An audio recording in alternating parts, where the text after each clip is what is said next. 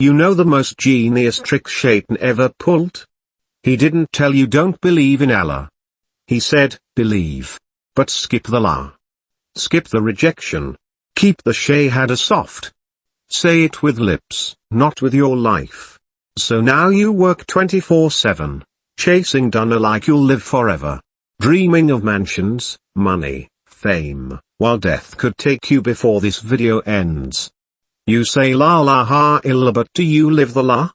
Do you say no to the false gods, to desires, ego, pride, shaitan? Or are you just dressing up disobedience and calling it modern Islam? No rejection. No salvation. No la. No Islam. No surrender. No Jannah. Wake up. Before the angel of death calls your name. Because by then, la won't save you, if you never meant it.